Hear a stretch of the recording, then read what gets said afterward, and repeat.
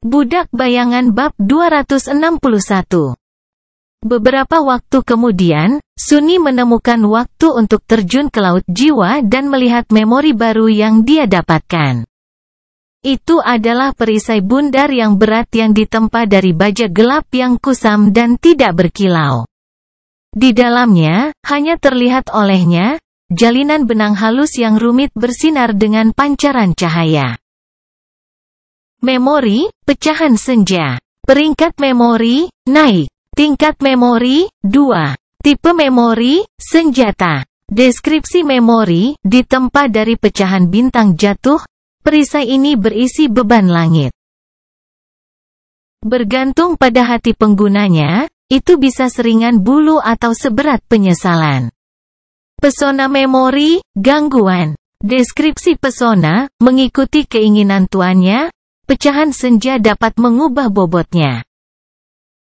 Sunni mengerutkan kening. Pesona ini, pada pandangan pertama, sepertinya sangat sederhana.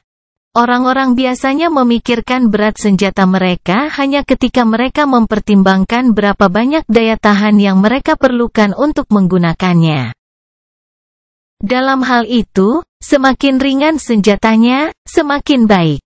Senjata ringan dapat memungkinkan seseorang untuk bertarung lebih lama tanpa menjadi lelah, yang seringkali berarti perbedaan antara kemenangan dan kekalahan. Namun, banyak hal berubah ketika datang ke kebangkitan, yang seringkali memiliki kekuatan dan daya tahan yang tidak manusiawi. Senjata ringan memiliki peran untuk dimainkan, tetapi lebih sering daripada tidak, yang benar-benar Anda butuhkan adalah kekuatan. Dan semakin banyak masa yang dimiliki sesuatu, semakin besar kekuatan yang dapat dihasilkannya. Di masa lalu, Sunni hanya menganggap perisai sebagai alat pertahanan. Tapi setelah melihat Evie dan Stone Sein menggunakannya dalam pertempuran, dia menyadari bahwa di tangan prajurit terlatih, perisai bisa sama merusak dan mematikannya seperti pedang. Terkadang lebih dari itu, membayangkan Evie memukul seseorang dengan perisai seberat beberapa ratus kilogram saja sudah membuat tulang punggungnya merinding. Belum lagi bobotnya bisa diubah dengan cepat, membuatnya ringan untuk bermanuver lebih cepat, lalu mengubahnya menjadi alat pengepungan improvisasi di saat yang tepat. Tapi bahkan dalam hal pertahanan murni, sebuah perisai yang bisa diubah menjadi dinding literal tak ternilai harganya. Dia bisa melihat monster seperti Spire Messenger bertabrakan dengannya. Dan hanya memantul dalam paduan suara tulang yang hancur. Mungkin, memang, Sunni tidak pernah berlatih dengan perisai, dan pedang yang dia gunakan membutuhkan dua tangan untuk digunakan dengan benar. Tapi di mana ada kemauan, di situ pasti ada jalan. Dengan sedikit senyum, Sunni memanggil pecahan senja. Percikan cahaya muncul dalam angin puyuh di sekitar lengannya. Beberapa detik kemudian, siluet perisai bundar besar menjadi kenyataan. Setelah beberapa detik lagi, dan memori sepenuhnya terbentuk. Bagaimana nih? Oh sial! Sambil berteriak kaget, Sunni terhuyung-huyung dan terguling. Untungnya, dia jatuh di atas perisai besi tumpul. Jika tidak, dia mungkin akan hancur karena beratnya. Ini sangat berat. Benda sialan itu lebih berat dari yang pernah dia duga. Bahkan, itu mungkin terlalu berat baginya untuk diangkat, apalagi dibawa-bawa. Para anggota rombongan melirik Sunni, yang sedang berjuang untuk berdiri, dengan ekspresi bingung. Sambil menggertakkan giginya, Sunni berdiri dengan satu lutut dan dengan canggung mencoba mengangkat perisai dari tanah. Namun, tidak peduli seberapa keras dia berusaha, dia hanya berhasil menyeretnya beberapa sentimeter. Kutukan. Baiklah, aku mengakuinya. Ini terlalu berat. Mari kita kurangi beratnya sedikit. Tapi beberapa detik kemudian, wajahnya membeku. Ini tidak mungkin. Mustahil. Namun, kebenaran itu sulit disangkal. Dia Tidak bisa mengubah berat dasar sama sekali. Pesona yang seharusnya memungkinkan Sunni melakukan itu ada di sana, tetapi itu mengharuskannya untuk secara aktif memanipulasi esensi jiwa.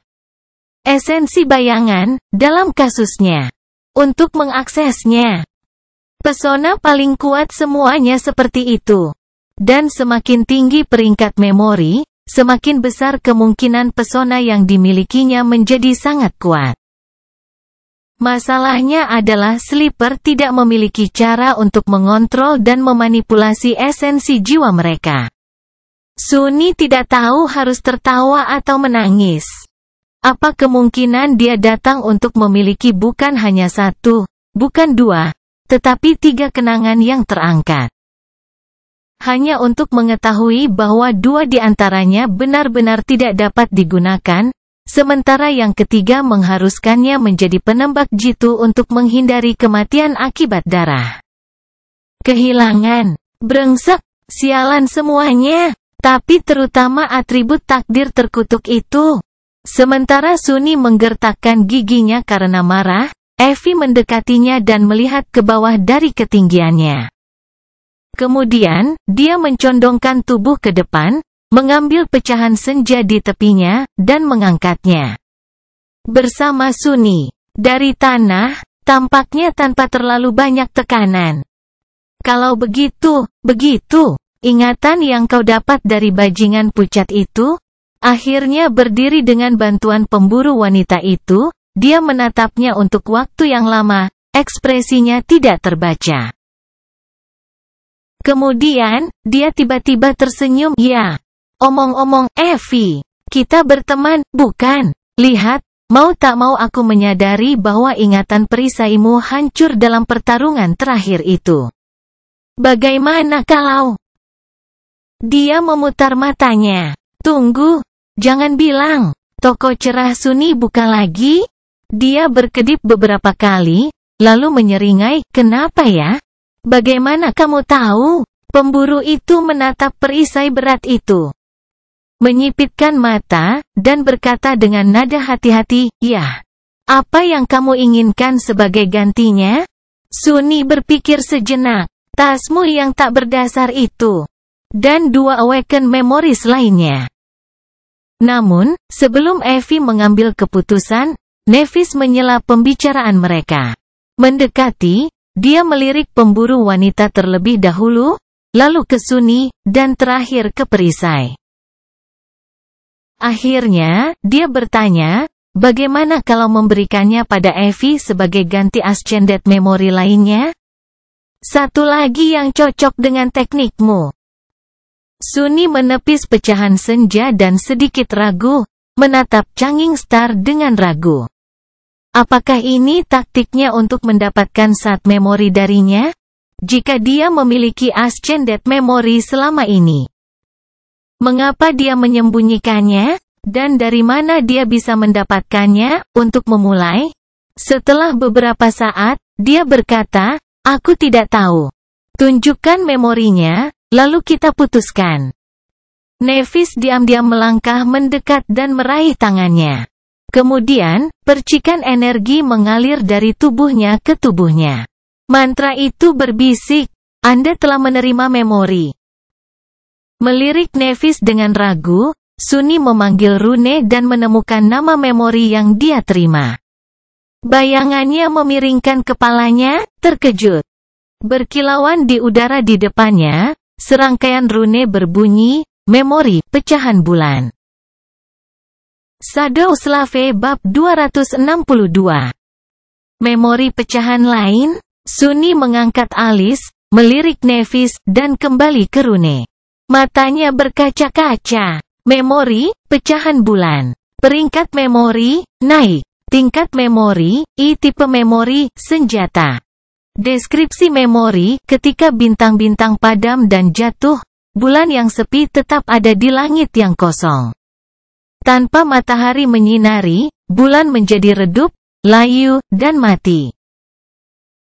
Saat sisa-sisa terakhir cahaya bulan dimakan oleh kegelapan, satu pecahan kecil ditempa menjadi pedang halus ini. Pesona memori, tak terlihat. Deskripsi pesona ditempa dari cahaya bulan, bila ini muncul di tangan penggunanya tanpa penundaan. Pupil mata Sunny sedikit melebar. Dengan cemberut tegang, dia memanggil Moonsat. Belati anggun dengan bilah panjang dan ramping muncul di tangannya. Itu meruncing ke titik seperti jarum dan memiliki pelindung silang sederhana, dengan pegangan yang terbuat dari kayu hitam mengkilap. Ciri yang paling mencolok dari belati itu adalah tampaknya ditempa dari kaca bening dan berkabut. Kaca itu, bagaimanapun, tampak sekuat baja. Dan jauh lebih tajam.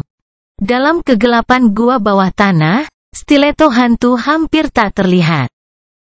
Namun, yang benar-benar mengejutkan Sunny bukanlah penampilan atau pangkatnya, tetapi fakta bahwa Moonlight Blade telah muncul di tubuhnya secara instan. Tidak ada percikan cahaya, tidak ada proses menenun dirinya menjadi ada dari ketiadaan.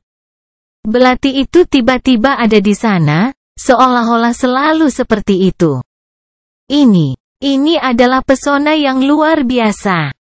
Ini mungkin tidak tampak sekuat itu, tetapi Sunny langsung mengerti bahwa ada lebih banyak sifat sederhana ini daripada yang diperkirakan kebanyakan orang. Setelah dipanggil, kenangan membutuhkan waktu untuk terbentuk. Pecahan senja telah membentuk dirinya sendiri dalam waktu sekitar 6 hingga 8 detik. Tetapi bahkan jika itu hanya 1 detik, seperti waktu yang dibutuhkan pedang perak Nef untuk muncul, prosesnya tetap tidak instan. Terlebih lagi, kemunculan sebuah memori telah ditelegramkan terlebih dahulu oleh percikan cahaya yang menari-nari.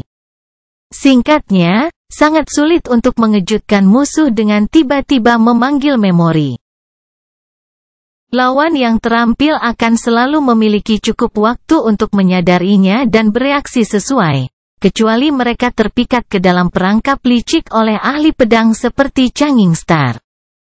Tapi meski begitu, tidak mudah untuk merencanakan dan melaksanakan langkah seperti itu. Namun semua itu tidak berlaku untuk Moonsat.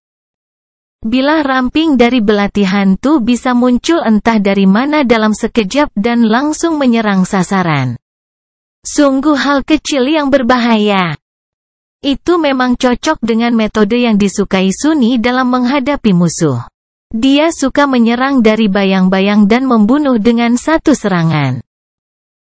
Namun, dengan pedang hantu di gudang senjatanya, dia bahkan tidak perlu bersembunyi di kegelapan untuk memberikan pukulan yang tak terduga dan mematikan. Tidak ada yang akan melihatnya datang. Belum lagi itu adalah Ascended Memory. Berbekal Moonsat, Sunny akhirnya bisa melukai dan membunuh makhluk jatuh. Bahkan tanpa peningkatan ajaib dari Crown of Dawn. Bayangannya sendiri sudah lebih dari cukup. Memang, dia harus benar-benar dekat dan pribadi dengan monster untuk menggunakan belati. Tapi tetap saja, setidaknya dengan itu, dia memiliki peluang. Menahan senyum puas muncul di bibirnya, Sunny menoleh ke Nevis dan bertanya dengan nada ragu, "Di mana kamu mendapatkan benda ini?" Dia berlama-lama selama beberapa saat. Lalu berkata, "Utara kota gelap." Sunny mengangguk. Itu masuk akal. Ada palang merah lain di petanya, sekitar 1 minggu perjalanan ke utara reruntuhan. Itu digambar di dekat simbol yang menyerupai tengkorak aneh dan cacat. Changing Star memang sibuk dalam 3 bulan yang dia habiskan untuk berburu monster di jalan-jalan gelap kota terkutuk itu. Sekarang, 5 Sat Memories diperhitungkan, Dawn Sat, Zenith Sat, Dusk Sat, Midnight Sat, dan Moon Sat. Hanya 2 yang tersisa. Sunny bertanya-tanya di patung mana mereka diikat, dan apakah seseorang di luar sana sudah memegang mereka. Tapi itu tidak terlalu penting untuk saat ini.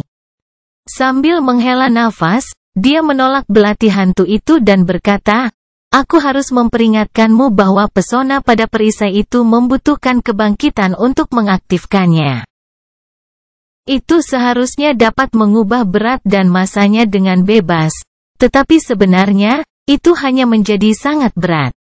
Nevis melirik Evie, yang hanya mengangkat bahu.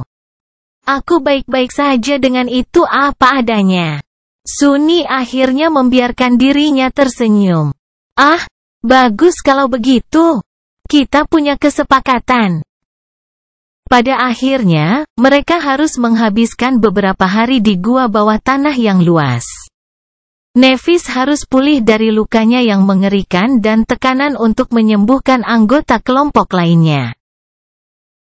Sementara mereka semua tidak menyukai gagasan untuk kembali ke kabut dengan kenangan mereka rusak. Namun, pada akhirnya, mereka siap untuk kembali.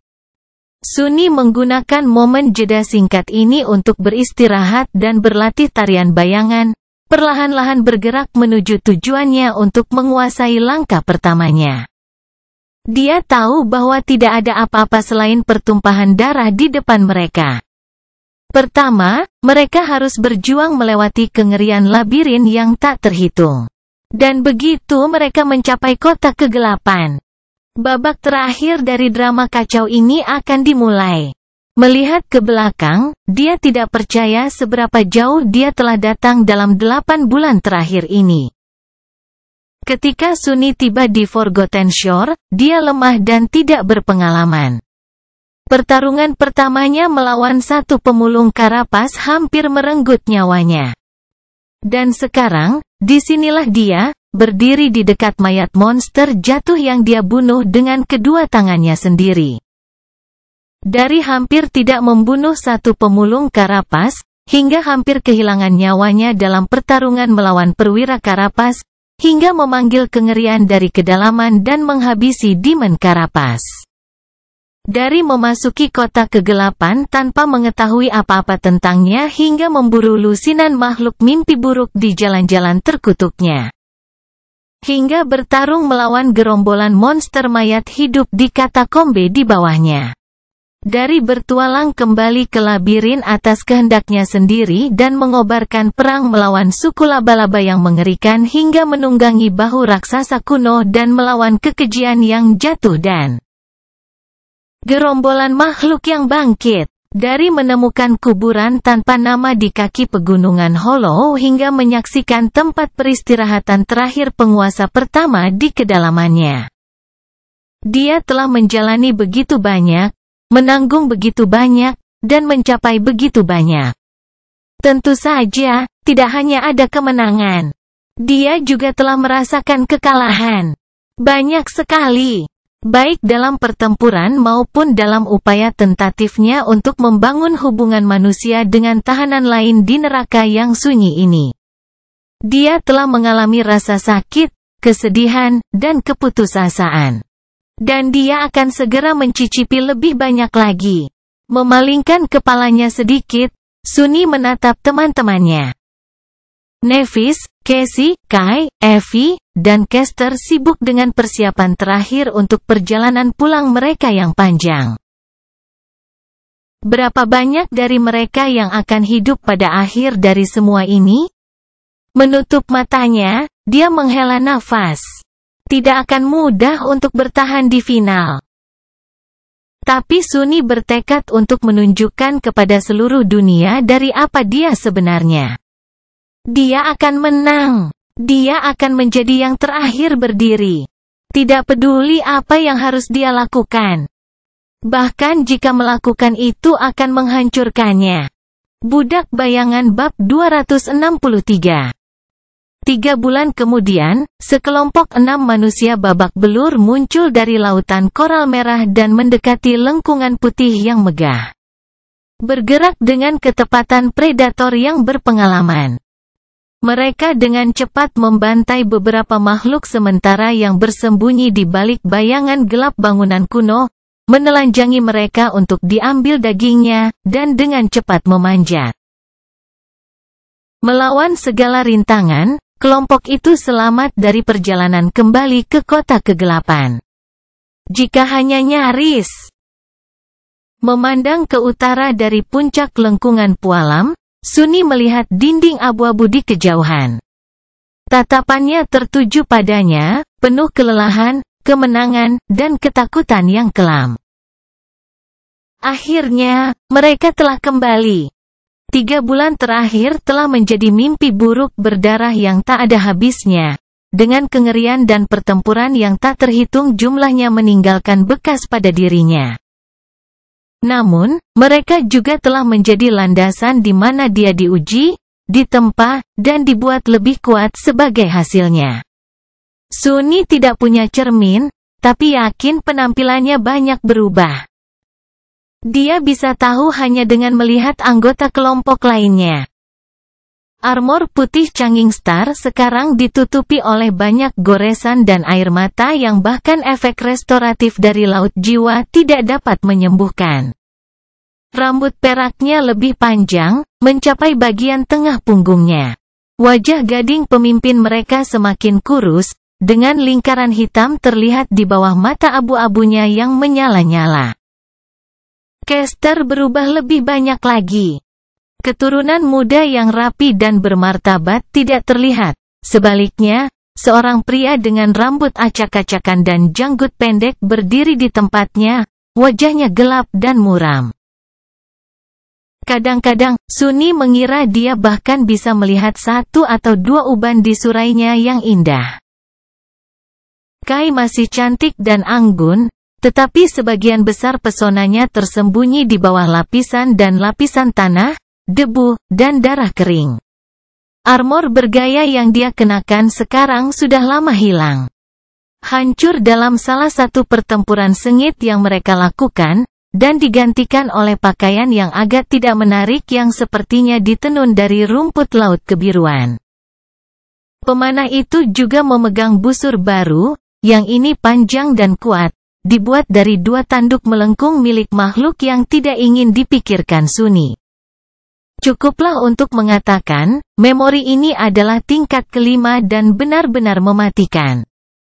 Evie hampir sama, kecuali kenyataan bahwa dia menjadi lebih ramping, otot-ototnya yang kuat bahkan tidak ditutupi oleh 1 gram lemak pun.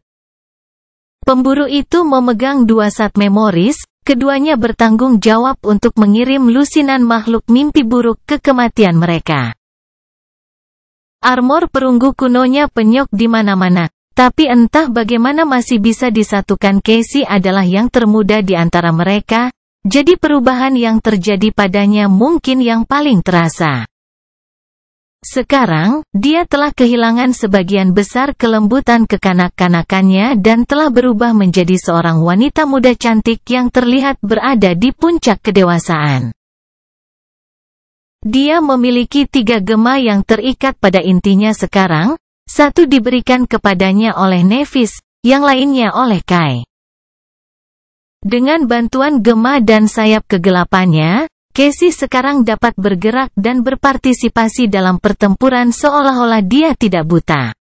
Hampir. Dan kemudian ada Sunni sendiri. Dia bahkan mungkin lebih dipukuli dan babak belur daripada yang lain. Kain kafan dalang hampir robek di jahitannya.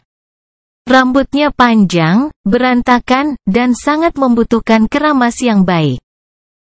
Sedihnya, kulitnya masih sepucat mayat.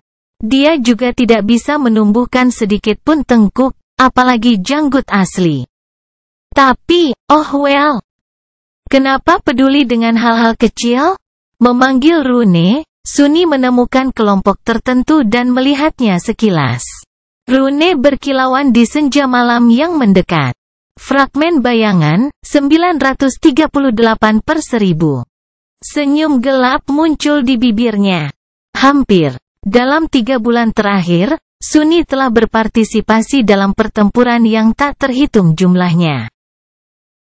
Tanggung jawab utamanya adalah sebagai pengintai, dan karena itu, dia bukan bagian dari pasukan penyerang utama kelompok itu. Tapi meski begitu, dia telah menghadapi dan membunuh lebih dari 100 makhluk mimpi buruk. Lebih dekat ke 200, sebenarnya. Di antara mereka adalah binatang buas, monster, serta beberapa setan dan bahkan 1 atau 2 setan. Sunni menyerap sisa-sisa bayangan mereka dan menggunakan pecahan jiwanya untuk ditukar dengan kenangan dengan anggota kelompok lainnya, yang kemudian dia berikan kepada orang suci batu. Dan sekarang, dia hampir mencapai saturasi penuh dari shadow core-nya. Kehebatan dan fisiknya juga meningkat pesat.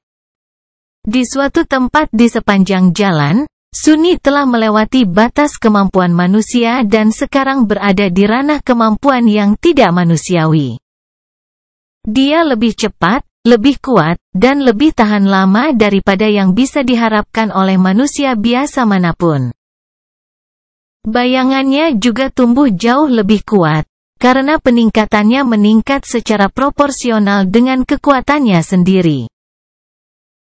Atau sebaliknya, bagaimanapun, Sunni merasa bahwa ketika bayangan melilit tubuhnya, dia sekarang hampir berada di level yang sebenarnya terbangun. Sangat sedikit sleeper on the Forgotten Shore yang bisa menantangnya dalam hal kekuatan mentah.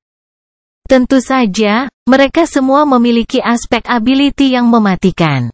Dan beberapa penidur paling mematikan di antara mereka semua ada di sini, bersamanya, mendirikan kemah dan bersiap untuk memasak makanan untuknya. Sunni tidak yakin, tapi menduga bahwa Evie dan Kester sudah benar-benar memenuhi inti jiwa mereka, mengalahkannya pemburu wanita karena bertahun-tahun dia habiskan untuk berburu monster di jalan-jalan kota gelap. Dan warisan karena pecahan jiwa yang harus diberikan klannya sebelum perjalanan pertamanya ke alam impian. Nevis. Sunni tidak yakin. Logika menyatakan bahwa dia seharusnya mencapai titik jenuh sebelum Sunni melakukannya, tetapi dia masih melihatnya menyerap pecahan setelah setiap pertempuran. Jadi entah dia tidak melakukannya, atau aspeknya memiliki kegunaan lain untuk esensi jiwa yang berlebihan. Atau dia hanya mengadakan pertunjukan yang mahal. Kai dan Casey ada di belakangnya dalam hal jumlah akumulasi esensi, tapi tidak banyak. Masing-masing dari mereka sekarang adalah pembangkit tenaga listrik, sama seperti kelompok lainnya. Melihat orang-orang yang menyibukkan diri dengan tugas-tugas biasa mendirikan kemah, Sunni menarik napas dalam-dalam dan tersenyum. Ah, bukankah kita harus dilihat? Shadow Slave bab 264. Mereka benar-benar, saat meninggalkan kota kegelapan, Sunni tahu betapa kuatnya anggota kelompok itu. Namun, dia belum begitu menyadari seberapa lengkap dan sangat cocok untuk menghadapi berbagai tantangan yang disajikan oleh labirin kelompok mereka. Dengan Nevis, Evie, dan Kester memimpin penyerangan, sebagian besar makhluk mimpi buruk yang menghuni hutan karang merah memiliki sedikit peluang untuk bertahan hidup. Tidak dengan mahkota Fajar yang menuangkan kekuatan mentah ke dalam baju besi dan senjata kelompok, setidaknya.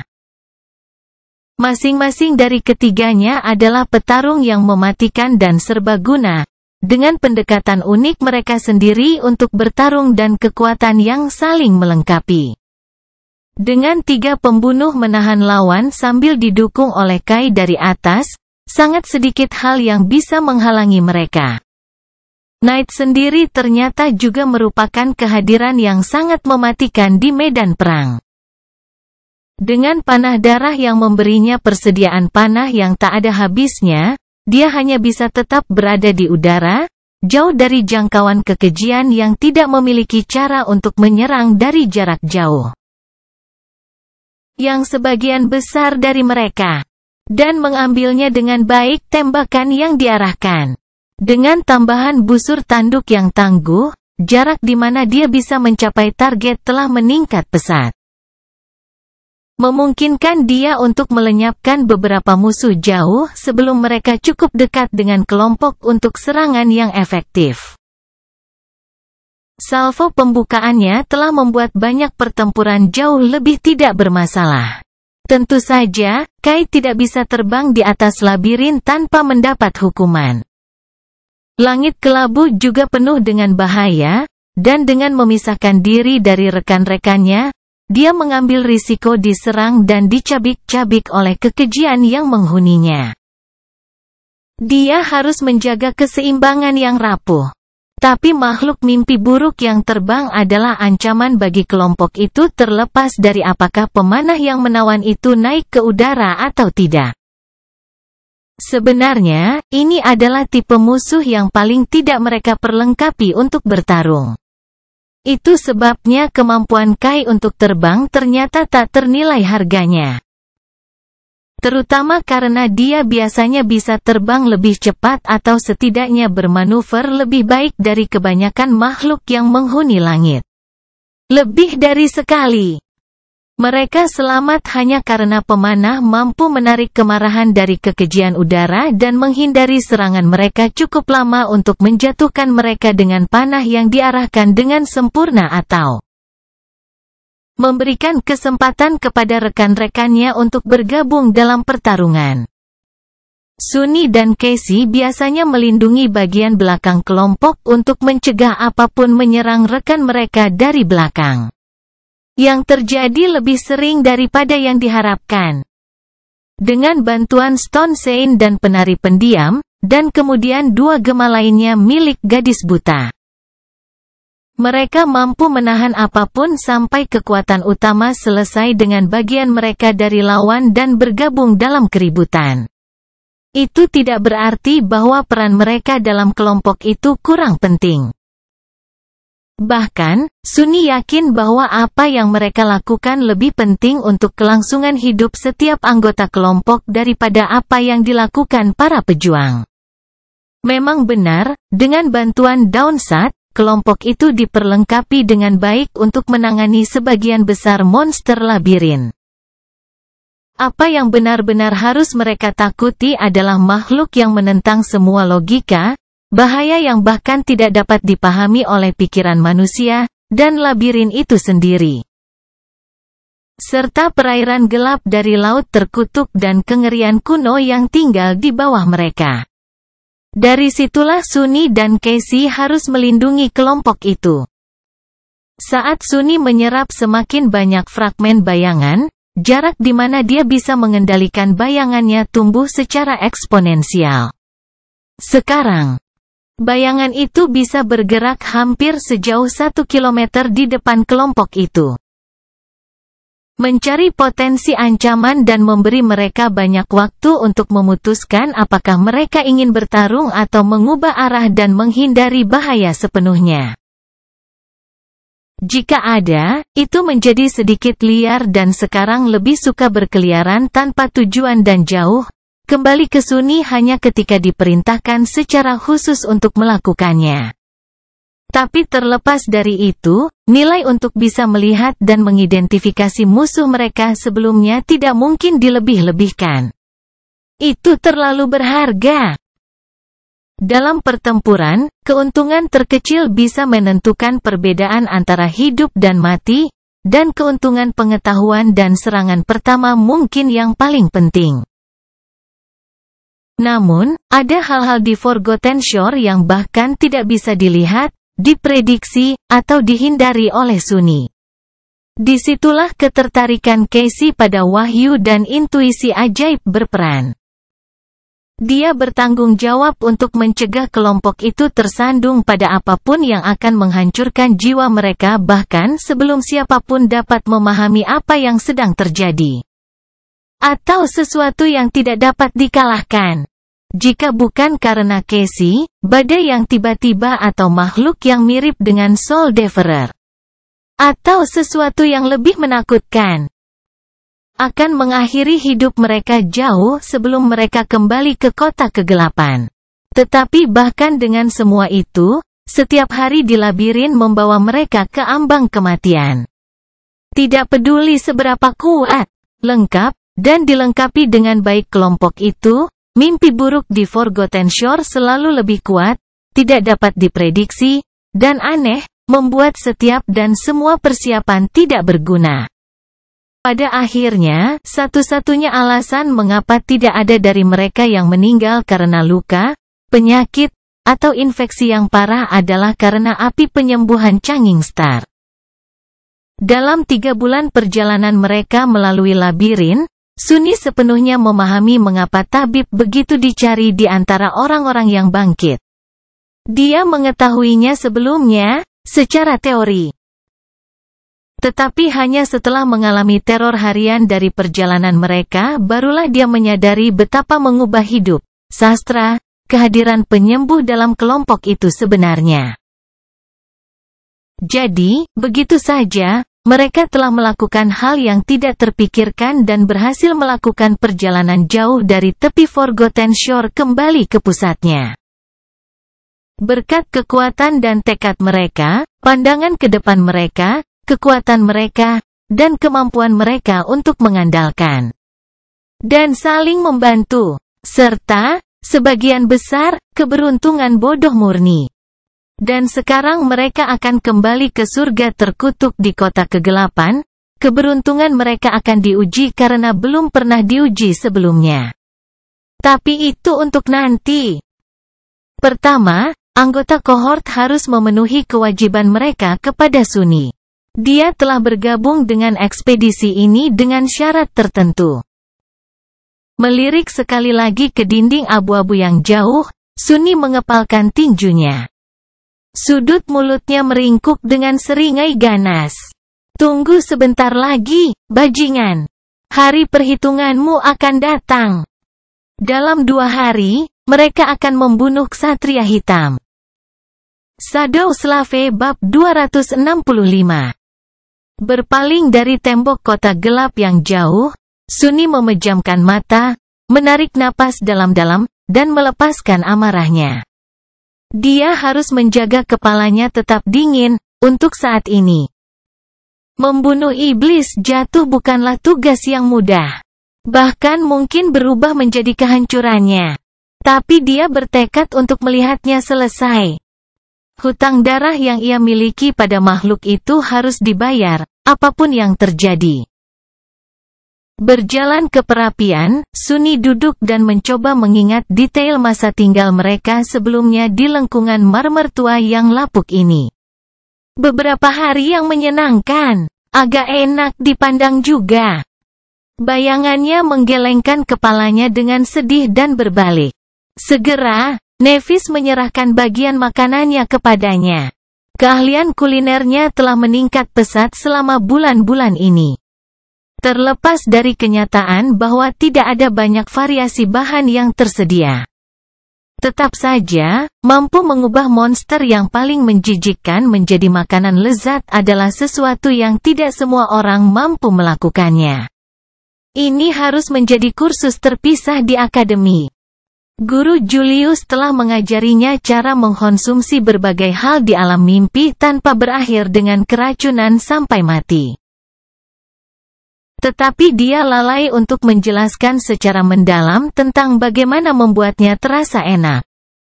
Menenggelamkan giginya ke dalam sepotong daging yang berair, Sunni melupakan masalahnya sejenak dan hanya menikmati momen kebahagiaan yang langka ini. Membuang dagingnya, dia tersenyum puas dan menyekat tangannya pada kain lembut kain kafan dalang.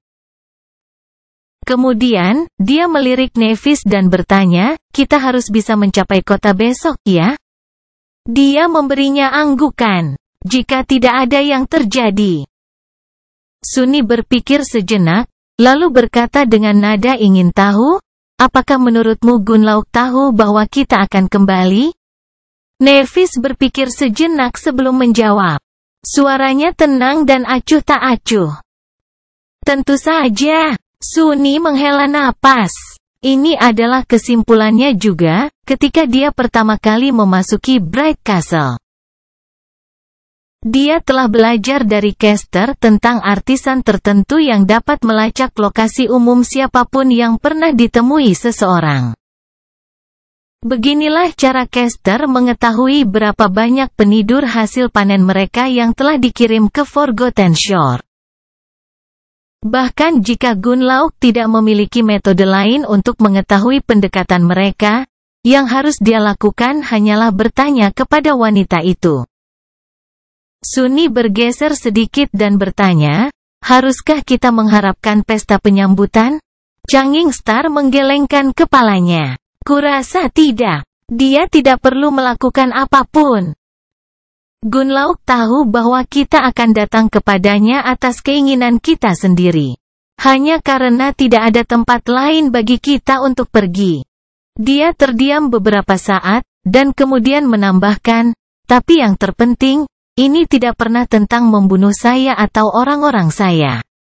Itu selalu tentang menghancurkan ide-ide yang saya wakili. Apa gunanya menghancurkan saya jika tidak ada yang melihatnya? Gunlauk tidak akan melakukan apapun tanpa dia telah mengirim Harus untuk menghentikan kami melarikan diri dari panggung. Tetapi sekarang kita kembali ke sana, dia tidak perlu terburu-buru untuk hal yang tak terhindarkan. Semua orang mendengarkan percakapan dengan ekspresi gelap.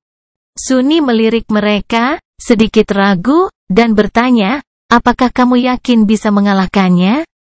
Nevis menatap api itu. Setelah beberapa saat, dia hanya berkata, ya.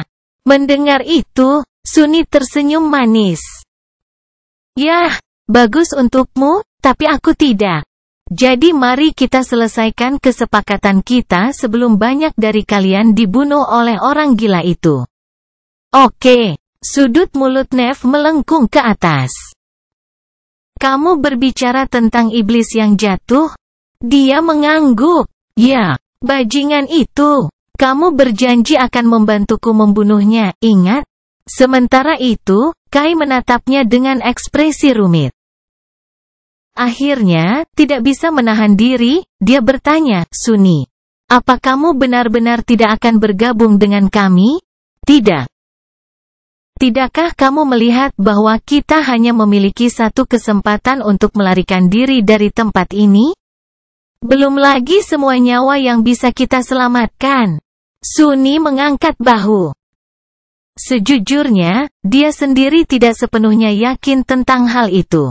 Di satu sisi, dia tidak memiliki keinginan untuk membantu Nevis mencapai tujuan gilanya.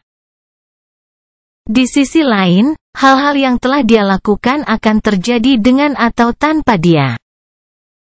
Apa yang akan dia lakukan? Bersembunyi di katedralnya dan menunggu sampai tidak ada orang lain yang masih hidup di Forgotten Shore? Beberapa takdir yang akan.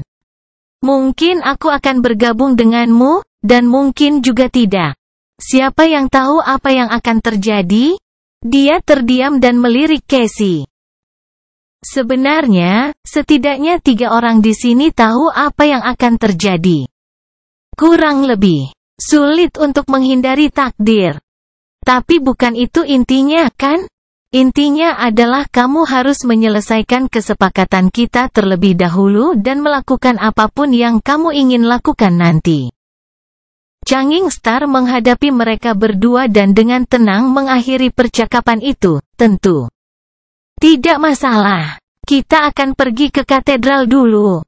Bagaimanapun juga, kesepakatan adalah kesepakatan. Sunni tersenyum puas. Nevis meliriknya dan menambahkan, tapi, Sunni, bagaimana tepatnya kita harus membunuh iblis jatuh? Senyumnya melebar. Oh, aku senang kamu bertanya. Sunni telah membuat rencana tentang bagaimana tepatnya membunuh Ksatria Hitam selama lebih dari setengah tahun sekarang. Sebelum meninggalkan kota kegelapan, dia telah menghabiskan 2 bulan penuh mengamati iblis yang menakutkan itu dan mencoba mempelajari segala sesuatu yang perlu diketahui tentang dia. Tak perlu dikatakan, tugas membunuh makhluk sekuat itu tidak akan mudah. Faktanya, itu akan menjadi pertempuran terberat yang pernah mereka lawan.